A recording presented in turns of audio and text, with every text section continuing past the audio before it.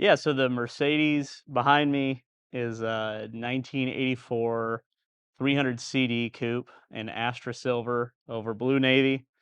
It was a one owner car when I took possession of it. It was ordered by um, a family that was stationed outside of West Germany during the Cold War. And it was a bargaining chip to get the wife to come over to Germany at the time. The wife didn't want to go, and the husband said, "If you come over, I'll buy whatever Mercedes you want. You can order it exactly how you want." And this is the car. It spent its first 3 to 4 years of life outside of Frankfurt.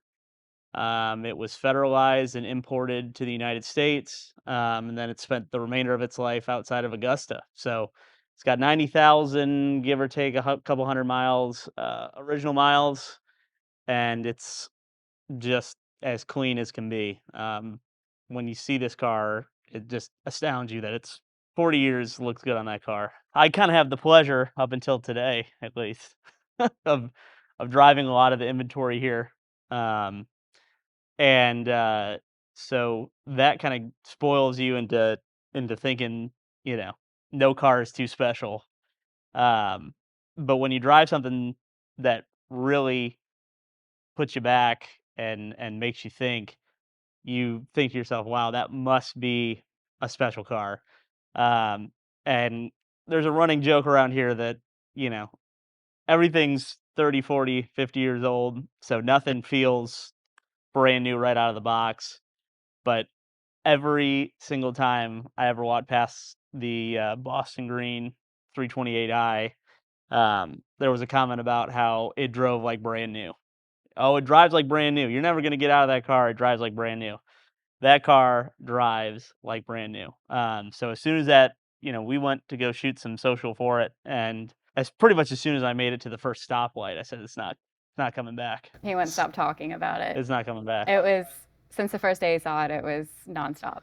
Yeah, and since then, my wife and I, have driven it close to 5,000 miles. The second you guys did the deal, we drove it to Virginia. Yeah, I mean, we turned around and drove it straight up. It we was got in it, almost immediately did 7.5 hours on I-95, sometimes pushing the legal limit of speed, um, with ice cold air conditioning, heated seats, um, you know, DC traffic all the way back, and it didn't skip a beat. One of the best parts about this era of car is it's analog enough that you can enjoy it thoroughly for being a driving experience, but there's enough creature comforts where, you don't feel like you are running a marathon or exercising when you're actually using it. So it is just fantastic.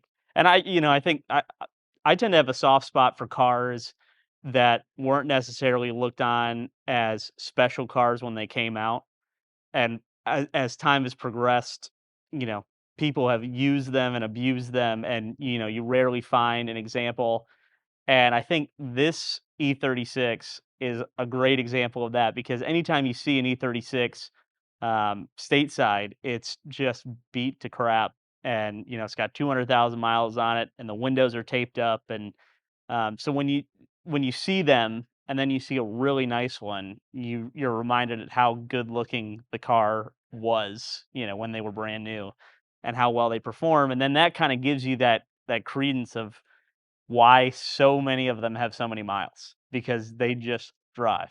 Yeah, they drive. It's one of those things that it's a it's like a Swiss pocket knife. You can drive it calmly in everyday traffic and not worry about it, or you can get it on a back road and downshift it and, hit apexes with, your dog and your groceries in the back.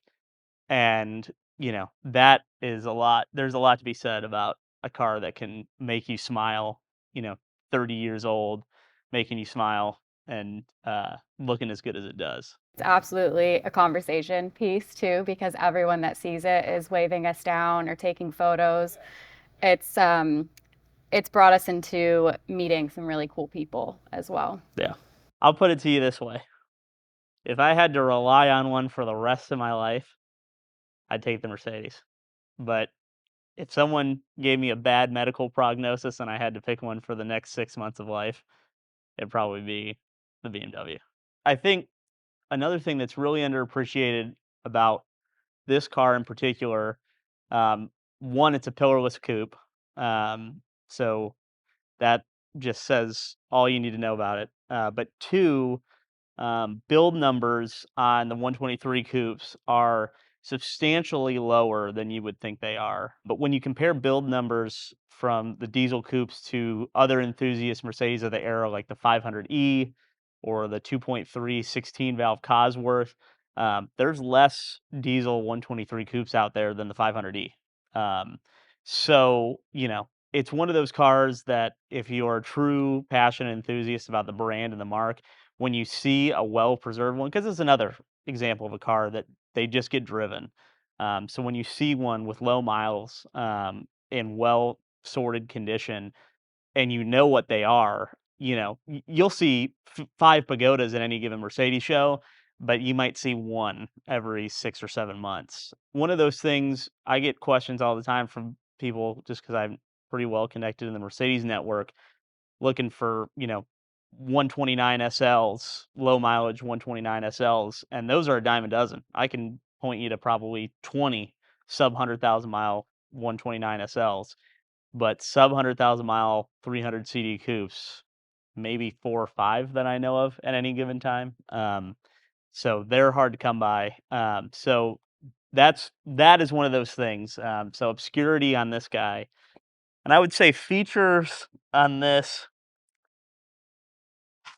I'd have a hard time just voting against usability. Usability is so Practicality for yeah. sure. I know over 350 a tank, 350 miles a tank. Yeah, I think we were sitting at what, 25, 30 was my Yeah. guess. Chris has a running joke that the only nice cars that I own have come from Car Cave, and It's not wrong.